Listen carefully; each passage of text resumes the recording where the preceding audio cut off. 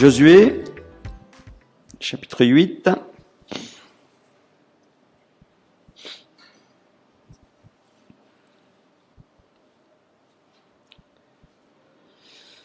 Voilà, on lira une partie du chapitre 8. On commence au verset 1.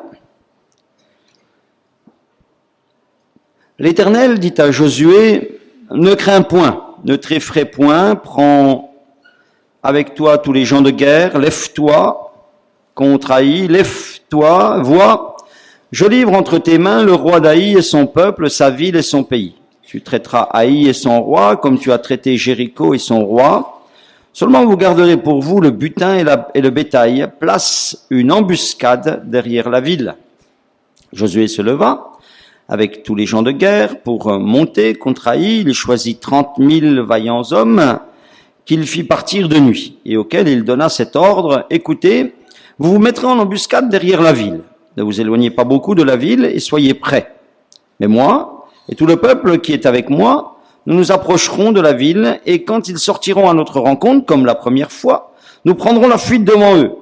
Ils nous poursuivront jusqu'à ce que nous les ayons attirés loin de la ville, car ils diront, ils fuient devant nous comme la première fois, et nous fuirons devant eux. Vous sortirez alors de l'embuscade, et vous vous emparerez de la ville, et l'Éternel, votre Dieu, la livrera entre vos mains. Quand vous aurez pris la ville, vous y mettrez le feu, vous agirez comme l'Éternel l'a dit, c'est l'ordre que je vous donne. Josué les fit partir, et ils allèrent se placer en embuscade entre Bethel et Haï, à l'occident d'Haï. Mais Josué passa cette nuit-là au milieu du peuple. Josué se leva de bon matin, passa le peuple en revue et marcha contre Haï à la tête du peuple, lui et les anciens d'Israël. Tous les gens de guerre qui étaient avec lui montèrent et s'approchèrent. Lorsqu'ils furent arrivés en face de la ville, ils campèrent au nord d'Haï, dont ils étaient séparés par la vallée. Josué prit environ 5000 hommes et il les mit en embuscade entre Bethel et Haï, à l'occident de la ville. Après que tout le camp eut pris position au nord de la ville et l'embuscade à l'occident de la ville, Josué s'avança cette nuit-là au milieu de la vallée. Lorsque le roi d'Haï vit cela, les gens d'Haï se levèrent en hâte de bon matin, sortirent à la rencontre d'Israël pour le combattre. Le roi se dirigea avec tout son peuple vers un lieu fixé du côté de la plaine et il ne savait pas qu'il y avait derrière la ville une embuscade contre lui. Josué et tout Israël feignirent d'être battus devant eux et ils s'enfuirent par le chemin du désert. Alors, tout le peuple qui était dans la ville s'assembla pour se mettre à leur poursuite. Ils poursuivirent Josué et ils furent attirés loin de la ville. Il n'y eut dans Haï et dans Bethel pas un homme qui ne sortit contre Israël. Ils laissèrent la ville ouverte et poursuivirent Israël. Un petit peu plus loin et pour finir, au verset 28, Josué brûla Haï et en fit à jamais un monceau de ruines qui subsiste encore aujourd'hui. Il fit pendre à un bois le roi d'Haï et l'y laissa jusqu'au soir. Au coucher du soleil, Josué ordonna qu'on descende son cadavre du bois. On le jeta à l'entrée de la porte de la ville et l'on éleva sur lui un grand monceau de pierre qui subsiste encore aujourd'hui. Et l'on éleva sur lui un grand monceau de pierre, un grand tas de pierres qui subsiste encore jusqu'à aujourd'hui. Voilà. Nous avions marqué une pause dans cette étude sur les tas de pierres que nous trouvons dans le livre de Josué, mais je voudrais la reprendre ce matin et la terminer, parce que c'est vrai, il y a ce fait notable que lors de la conquête du pays promis, Josué a en quelque sorte semé des tas de pierres assez conséquents sur son passage pendant son avancée sur l'ennemi. Et chaque tas de pierres avait son histoire, et il serait pour les générations futures l'occasion de rappeler ce qui s'était passé à cet endroit, rappeler telle ou telle victoire obtenue, rappeler tel ou tel événement qu'il ne fallait pas oublier parce qu'il était lourd de leçons. Donc chaque tas de pierres porte un message de victoire.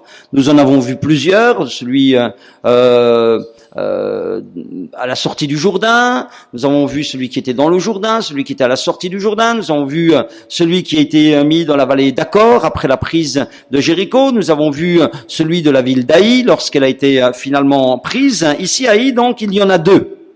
Un grand tas de pierres, celui de la ville d'Aï, vous le trouvez là, il est dit, Josué brûla Aï et fit à jamais un monceau de ruines, voilà.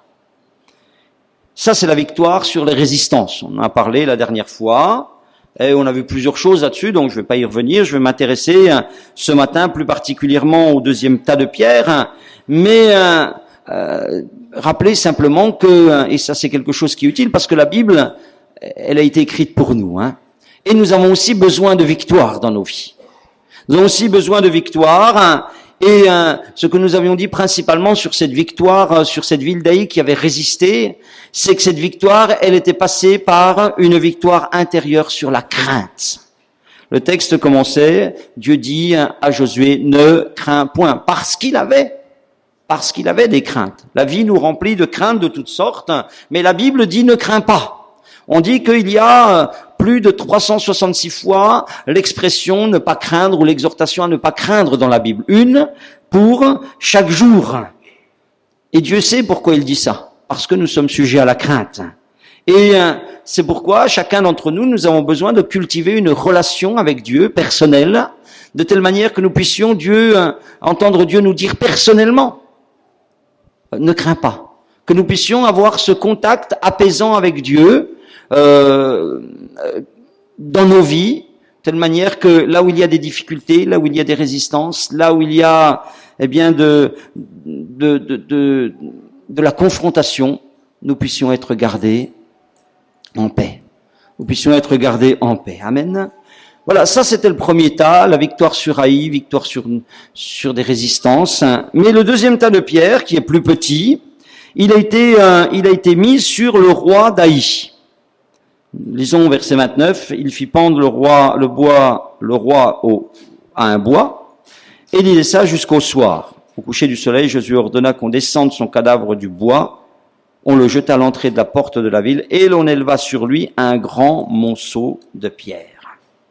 Voilà, ce tas de pierres sous lequel va être enfoui donc Aï, le roi d'Aï, qui avait voulu faire la guerre au peuple d'Israël. Et si un jour, comme dit le texte, les enfants d'Israël avaient interrogé sur ce monceau de pierres. Ils avaient dit, mais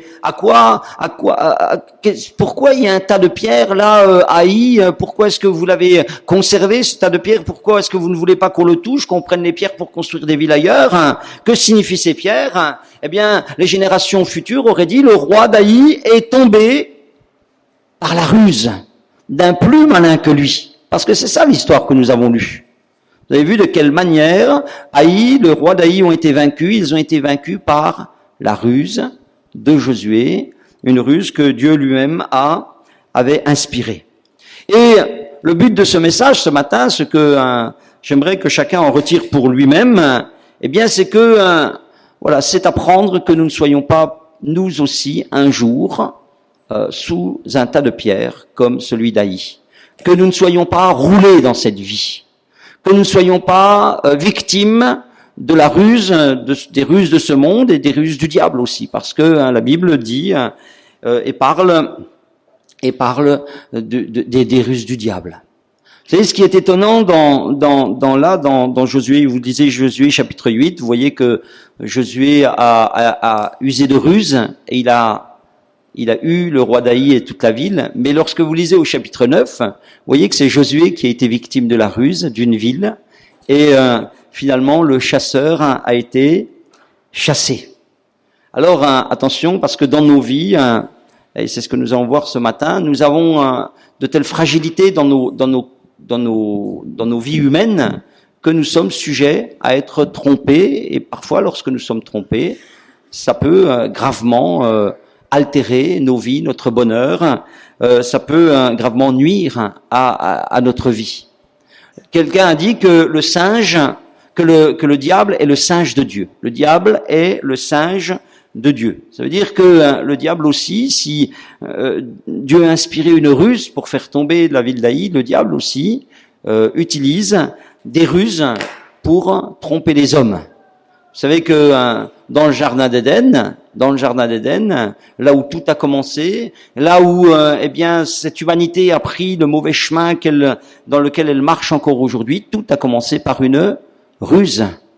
Un verset des Écritures dit que le serpent séduisit Ève par la ruse. Vous trouvez ça dans 2 Corinthiens au chapitre 11. Nous voyons que à cause de la ruse, une ruine terrible est venue sur Adam, sur Ève, et puis sur l'humanité ensuite. Dans Éphésiens, au chapitre 6, au verset 11 encore, il est dit cette fois-ci aux chrétiens, à vous, à moi, lorsque je lis les Écritures, et c'est des choses, elles n'ont pas été écrites pour les oiseaux, elles ont été écrites pour les croyants, pour ceux qui sont en marche vers le ciel. Dans Éphésiens, chapitre 6, au verset 11, il est dit, revêtez-vous de toutes les armes de Dieu, afin de tenir ferme contre les ruses du diable. Afin de tenir ferme contre les ruses du diable. C'est un passage écrit par l'apôtre Paul, un homme qui avait une vie spirituelle, dans lequel il avait pu confronter des puissances spirituelles, invisibles à l'œil, mais réelles. Et là, eh bien, il nous rappelle que le diable mène une action permanente contre tous les hommes, contre les chrétiens, aussi en particulier, qu'il cherche à les tromper afin de les emmener avec lui en enfer. Parce que c'est ça. Vous savez, l'enjeu de cette vie, c'est quoi l'enjeu de cette vie? Je sais pas c'est quoi l'enjeu de ta vie, ce que tu cherches, mais je peux te dire que d'une manière universelle, l'enjeu de cette vie, c'est l'enjeu de ton âme. Où est-ce que tu passeras l'éternité? Dans la présence de Dieu ou loin de Dieu, c'est-à-dire ce que la Bible appelle l'enfer. Le diable sait qu'il va à la perdition. Il sait qu'il est condamné. Il sait, la Bible dit, qu'il sera enchaîné, tourmenté au siècle des siècles dans un abîme de feu et de soufre. Et le diable fait tout, il fait tout son possible pour que le plus grand nombre soit avec lui. Et il trompe les hommes. Alors il peut tromper les hommes par des plaisirs, il peut tromper les hommes par des passions, il peut tromper les hommes par l'incrédulité en leur disant que Dieu n'existe pas, il peut tromper les hommes en ridiculisant la croix de Christ, en ridiculisant la personne de Jésus-Christ, ou que sais-je. Tous les moyens sont bons. Là, ce que nous voyons là, ce qui s'est passé dans la ruse de Josué, eh bien c'est parallèlement exactement ce que le diable cherche à faire avec un croyant. Qu'est-ce que Josué a fait? Bien, Josué, il a cherché à éloigner, c'était la pensée de Dieu, il a cherché à éloigner le roi d'Aï de la seule chose qui pouvait le protéger, qui pouvait lui garantir la vie sauve, c'est-à-dire la forteresse. Vous voyez, nous avons lu cette histoire, et le but, c'était quoi? De faire une ruse pour que le roi d'Aï se sente suffisamment en confiance et qu'il sorte de la forteresse. Là, eh bien, il était vulnérable, il pouvait être pris en tenaille, ses arrières pouvaient être vaincus, etc. Et qu'est-ce que c'est que la ruse du diable? Si ce n'est pas de tout faire pour éloigner des hommes de la seule chose qui peut les sauver, de la seule forteresse que nous avons, qui est Jésus-Christ. Qui est Jésus-Christ? On le chante, je t'aime, ô Éternel, ma forteresse, mon rocher, ma forteresse. Bien des passages de l'Écriture nous disent, eh bien, que Jésus est une forteresse, que Dieu est une forteresse. Et le but, c'est ça. Le but, c'est, pour un croyant, d'être éloigné de Jésus. D'être éloigné la Bible dit, il n'y a de salut en aucun autre. Il n'y a sous le ciel aucun autre nom par lequel nous puissions être sauvés. Si vous êtes éloigné de Jésus, vous êtes éloigné de celui qui peut vous guérir, vous êtes éloigné de celui qui peut vous sauver, vous êtes éloigné de celui qui peut vous parler. C'est ça le but. Et pour le diable, peu importe après quoi vous courez. Franchement, peu importe après quoi vous courez, peu importe ce qui vous fera sortir de Jésus. Est-ce que ça sera l'épreuve? Il utilisera l'épreuve. Est-ce que ça sera le plaisir? Il utilisera le plaisir. Est-ce que ça sera la réussite? Est-ce que la réussite vous éloignera du Seigneur Jésus? Il vous fera réussir. Est-ce que ça sera la douleur? Eh bien, il vous fera connaître la douleur. C'est ce qui s'est passé avec Job. C'est ça l'histoire de Job. L'histoire de Job, c'est la tentative du diable pour faire sortir un homme, coûte que coûte, de son amour pour Dieu. Et Job, c'est la démonstration qu'il y a des hommes qui, coûte que coûte, restent dans l'amour de Dieu. Restent dans l'amour de Dieu. Mais c'était ça que le diable cherchait. Il était béni, il dit, c'est normal, il est béni qu'il reste en Dieu. Mais éprouve-le, enlève-lui, fais-le souffrir, tu verras comme il s'éloigne de toi. C'était ça l'enjeu. C'est ça le but. Pourvu que vous sortiez. Pourvu que vous vous éloigniez de Jésus. Pourvu que vous éloigniez de votre Sauveur. Pourvu que vous éloigniez de celui qui a la parole éternelle. Peu importe le moyen. C'est pour ça que dans ta vie, ce que tu dois regarder dans ma vie, ce que je dois regarder, c'est où est Jésus dans ma vie? Où est-ce que j'en suis par rapport à Jésus? Qu'est-ce que je fais de Dieu dans ma vie? À quelle distance je me tiens? Vous voyez? C'est ça qui est important. Alors, pour aller plus loin et pour encore se servir de ce texte, eh bien, lorsque je le lis attentivement, je vois que la ruse de Josué, elle a porté sur 4 faiblesses humaines. Elle a porté sur 4 faiblesses humaines parce que, voilà, nous sommes faibles, nous avons des fragilités, je l'ai dit, et ne doutez pas que le diable aussi sache parfaitement exploiter ces 4 points faibles qui sont inhérents à la nature humaine. Et d'ailleurs, vous verrez que quand on va les voir les 4, vous verrez que c'est des choses qui sont couramment utilisées même dans la publicité, par exemple. Aujourd'hui, on sait utiliser, on sait comprendre la fragilité, on sait le point faible d'un individu et on sait appuyer là où il y a des risques. C'est un petit peu ce qu'on fait, par exemple, quand on veut chasser des animaux, quand on pêche des poissons à la mouche. Vous avez déjà vu des mouches avec lesquelles on pêche des poissons à la mouche? C'est des mouches en plastique. Mais on prend des poissons avec des mouches en plastique. Pourquoi? Parce que on sait que l'animal, il a une manière de réagir et l'animal, il n'a pas suffisamment de recul pour faire la différence entre une mouche qui serait réellement vivante et une mouche qui serait en plastique. Et là, au bout du fil, il ne fait pas la différence. Et donc, c'est comme ça qu'il est abusé, par une ruse. Parce que celui qui fait la ruse sait bien que en utilisant ce stratagème, il peut tromper l'animal qu'il veut prendre.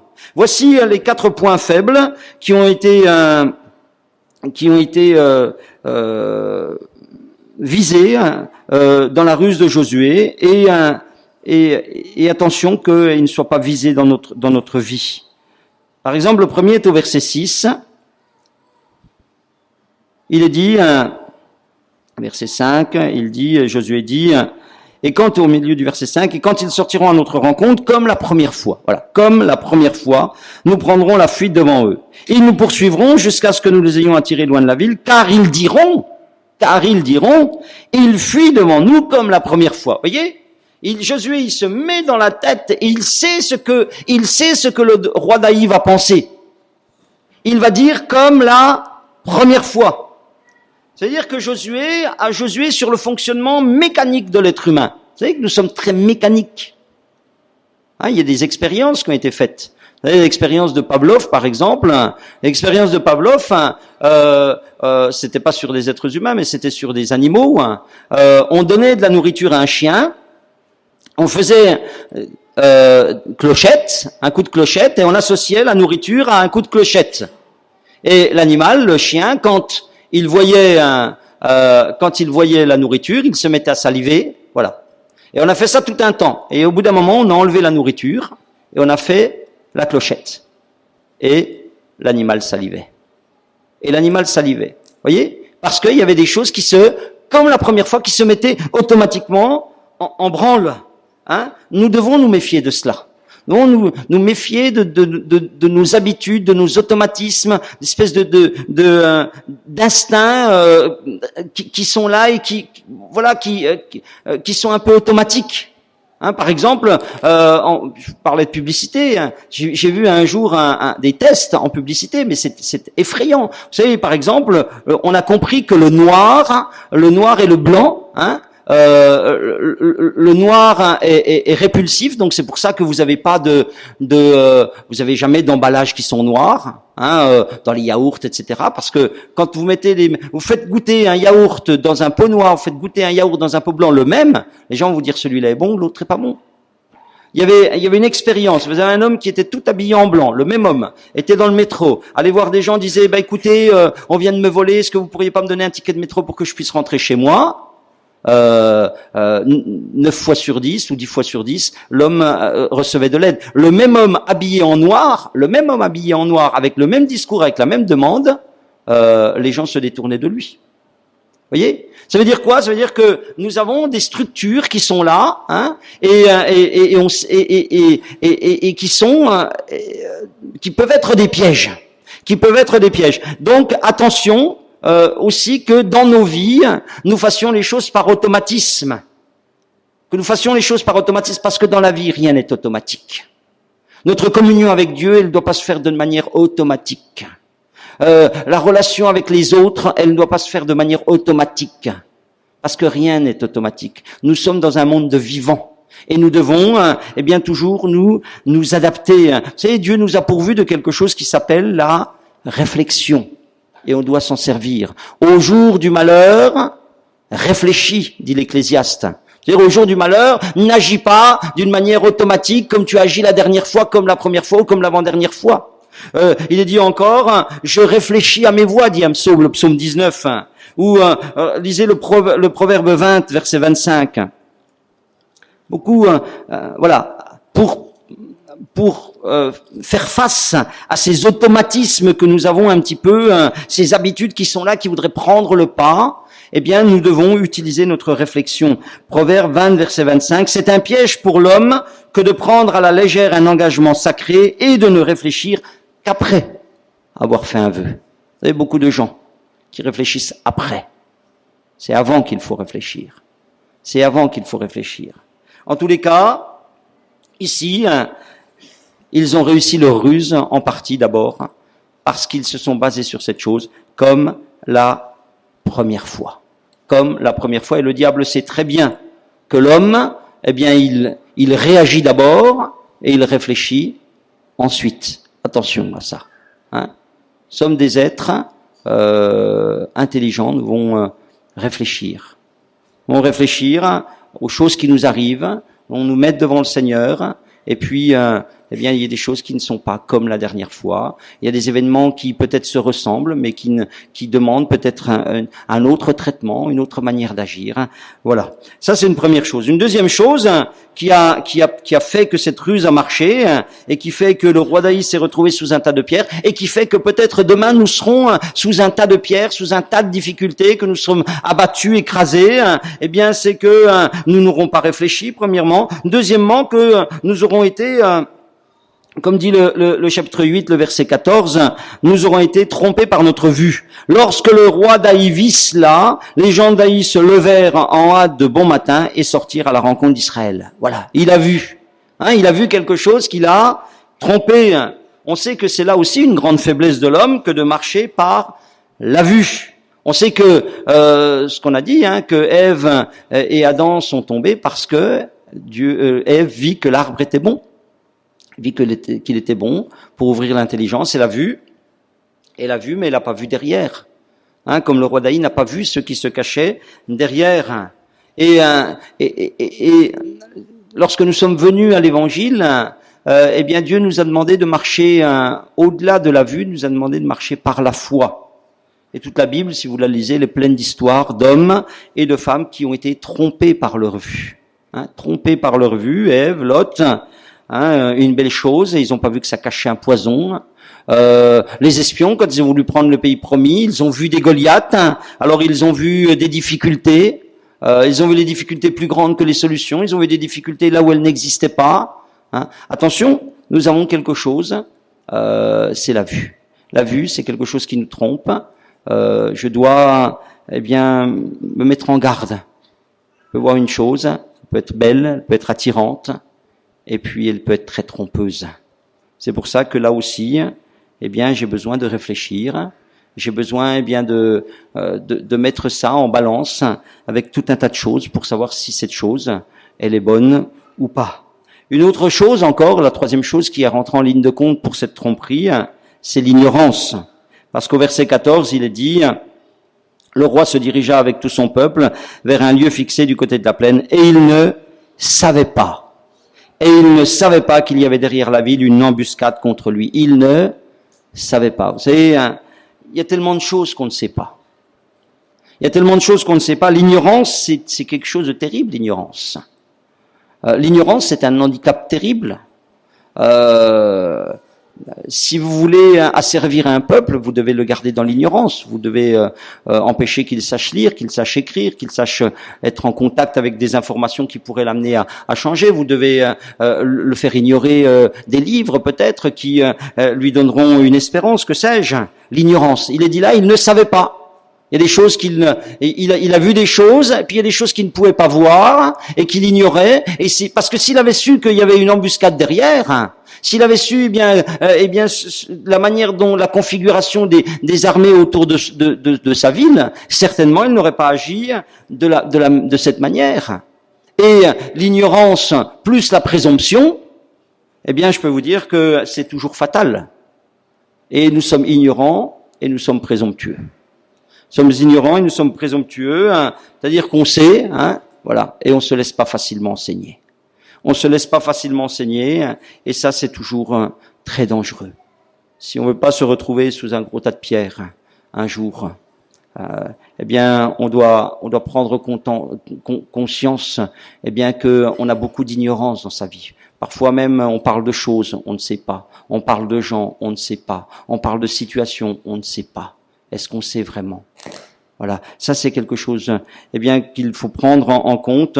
Je crois que ceux qui font ainsi sont légion, qui sont dans l'ignorance et ce sont des proies faibles. Ce sont des proies faibles. Voilà. Et puis le quatrième point encore ici, c'est que qui a fait bien que cette ruse a marché, c'est que nous sommes des hommes limités. Nous sommes limités. Parce qu'au verset 20 et verset 22, il est dit, les gens d'Aï, ayant regardé derrière eux, virent la fumée de la ville monter vers le ciel. Ils ne purent se sauver d'aucun côté. Le peuple qui fuyait vers le désert se retourna contre eux, ceux qui les poursuivaient, car Josué et tout Israël, voyant la ville prise par les hommes de l'embuscade et la fumée de la ville qui montait, se retournèrent et battirent les gens d'Aï. Les autres sortirent de la ville à leur rencontre. Les gens d'Aï furent enveloppés par Israël de toutes parts. Voilà. Il est dit là, ils ne purent, ils n'ont pas pu. Il y a un moment donné, ils se sont retrouvés dans une situation, il est dit qu'ils ont été enveloppés, ils ont été dépassés par la situation, par les événements. Et je crois que ça aussi, ça nous correspond. Ça nous correspond. On peut se tromper dans ce qu'on voit, on peut se tromper parce qu'on ne sait pas des choses, on peut être très mécanique dans sa manière de vivre et d'être, et par-dessus tout, à un moment donné, on va se retrouver dans des circonstances où on s'est totalement laissé envelopper. Vous savez, l'Épître aux Hébreux parle du péché qui nous enveloppe si facilement. Le péché nous enveloppe si facilement, on est pris un petit peu, vous savez, comme cette toile d'araignée qui se tisse là, silencieusement, mais sûrement, et puis à un moment donné, nous sommes pris dans des pièges. Le péché, vous savez, c'est pas un mot, le péché. Moi, je le prêche ici depuis des années. Je vous dis, le péché, c'est une puissance. Le péché, c'est pas un mot. Le péché, c'est pas une idée. Le péché, c'est une réalité, c'est une puissance. Alors le péché, il va nous jouer une berceuse, nous chanter une berceuse, et puis un jour, c'est échec et mat. Un jour, on est pris dans une situation, on est trompé. On a été trompé, et combien j'ai vu de gens dans leur vie qui ont joué avec le péché parce que ça semblait innocent, ça semblait sans gravité. Puis un jour, ils ont été pris. Et ils ont été enveloppés, et puis ils étaient ensuite, sans solution, dans la culpabilité, que sais-je encore. Le roi a été roulé. Le roi ici a été roulé. Il n'aurait pas dû sortir du milieu de la ville. Et il va finir pendu au bois pour ses erreurs. Pendu au bois. Voilà. Et immanquablement, quand je lis que quelqu'un a été pendu au bois, je ne peux m'empêcher de penser à celui qui a été pendu au bois pour mes erreurs. C'est Jésus-Christ. Alléluia. Est-ce que vous avez réalisé ça?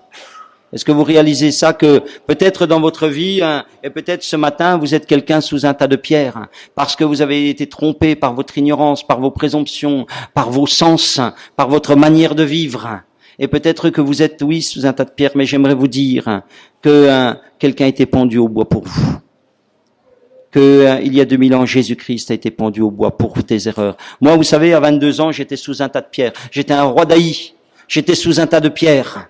J'avais mené ma vie avec mes sens. J'avais mené ma vie avec mon ignorance, avec du haut bien de ma suffisance. À 22 ans, eh bien je croyais que j'étais maître de ma vie, maître de tout, et puis je me suis trouvé enterré.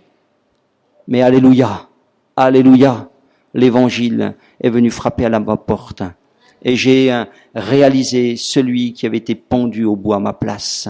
Amen. Et c'est pour ça que j'ai pu sortir du tas de pierres. Et c'est pour ça que j'ai pu sortir du tas de pierres. C'est pour ça que j'ai été délivré. Alléluia. Des conséquences de mes erreurs passées. Amen. J'aimerais vous appeler à vous attacher à Christ. J'aimerais vous appeler à vous attacher à Christ. La Bible dit que nous devons être attachés à Christ comme le sarment au cep, comme la branche de vigne au pied de la vigne. Nous devons être attachés à Jésus-Christ. Jésus a dit, sans moi, vous ne pouvez rien faire. Sans moi, vous ne pouvez rien faire. Vous devez être attachés à Christ. Vous savez, comme Ulysse dans cette histoire, lorsqu'il aborde ces îles où il y a des sirènes qui chantent. Vous savez, je ne sais pas si vous avez déjà entendu cette histoire, on lui dit tu vas aborder une île où il y a des sirènes qui chantent, et leurs chants, et leurs paroles, et leurs promesses sont tellement extraordinaires que les marins, eh bien, poussent les voiles, poussent les bateaux vers l'île, et là, quand ils arrivent, ils échouent, et ils meurent lamentablement là. Alors Ulysse, il fallait qu'il passe près de ces îles-là. Alors il a fait une chose, dans les oreilles de ces marins, il a mis de la cire pour qu'ils n'entendent pas. Et lui, eh bien, il a gardé ses oreilles, mais il s'est fait attacher au mât du bateau d'une manière très forte. Et là, quand ils sont passés près des îles, il a entendu ces chants, et ces chants étaient merveilleux, et surtout ce que ces chants disaient à tout homme qui viendrait qui vont venir vers nous, nous donnerons savoir, sagesse, vivacité d'esprit, toutes choses qui existeront un jour sur la terre, déjà nous les connaissons. Et ceux qui entendaient ça se disaient, mais parce que ça attirait tellement leur sens, disaient, mais nous voulons aller là, nous voulons connaître là. Et Ulysse, parce qu'il était attaché au mât et que les marins ne pouvaient pas entendre, eh bien, ils sont passés au large. Vous savez, nous sommes dans un monde de sirènes. Nous avons été trompés par toutes sortes de choses. Quelqu'un croit eh bien qu'il peut tromper sa femme, son conjoint, et puis il est attiré par cela. Ou quelqu'un eh bien va être attiré par le gain, ou va être attiré par le jeu, ou va être attiré par je sais pas quoi. Et puis on va être attiré par cela. Et puis un jour on va être pris là-dedans et on va être malheureux et on va être vaincu. Attache-toi à Jésus.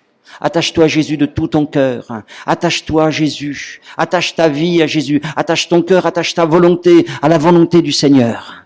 Parce que ça sera une préservation pour ta vie. Ouvrez votre journal. Voyez tous ces gens qui fracassent, jour après jour, qui fracassent. Parce qu'ils sont trompés par des ruses de ce monde. Parce qu'ils sont vulnérables. Moi, je ne voudrais pas que votre vie fracasse. Je ne voudrais pas que ma vie fracasse, parce que il y a bien des situations de vie qui sont terribles, terribles, terribles. Attache-toi de tout ton cœur à Jésus-Christ, mon frère, ma sœur. Mon ami, toi qui es là ce matin, alléluia. Pense à Ulysse. Attache-toi. Alléluia. Parce que si tu t'attaches à Jésus, tu es réellement libre dans ce monde. Et plus esclave des automatismes, des habitudes, plus esclave de ta vue, plus esclave de ton ignorance. Alléluia, parce que en Christ, tu étais attaché à quelqu'un qui te veut du bien. Tu t'es attaché à quelqu'un qui te veut du bien. Amen. Amen. Ben écoutez, je vais m'arrêter là. J'avais encore des choses à vous dire, mais je vais m'arrêter là. Ce matin, je voudrais vraiment que C'est, moi, je vous dis simplement, vous savez, je me répète, je commence à avoir de l'âge, des cheveux blancs, donc je commence à radoter un petit peu. Je vous dis une chose, ce monde est dangereux. Ce monde est dangereux. Beaucoup de gens vivent des choses terribles parce que ce monde est dangereux. Jésus dit, je suis le chemin, la vérité, la vie. Jésus est venu comme un chemin. Il est venu comme une solution. Il est venu comme une délivrance. C'est ma forteresse. C'est ma forteresse. Est-ce que tu es dans cette forteresse? Est-ce que tu es en Jésus? Qu'est-ce qui t'a fait sortir de Jésus? Qu'est-ce qui t'a éloigné? Qu'est-ce qui veut t'attirer loin de Jésus? Oh, ça te perdra. Ça te perdra parce que il y a des mécanismes dans ce monde que tu ignores. Il y a des puissances dans ce monde que tu ignores. Il y a un monde spirituel dont toi et moi, nous n'avons même pas conscience. Oui, un petit peu comme ça, intellectuellement, mais il y a des enjeux spirituels qui nous dépassent complètement. Il y a une éternité. Il y a une éternité qui est en jeu. Il y a une âme qui va souffrir éternellement. Mon frère, ma sœur, reste attaché à Jésus de tout ton cœur. Sans moi, vous ne pouvez rien faire. Je suis le chemin. Il n'y a pas un autre nom sous le ciel qui vous a été donné par lequel vous puissiez être sauvés. Amen.